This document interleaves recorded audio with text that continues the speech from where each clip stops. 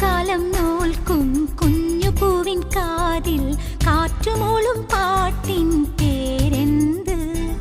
വെള്ളിമേഘത്തേരിൽ വന്നിറങ്ങും പ്രാവുകൾ കൂടുവയ്ക്കാൻ തേടും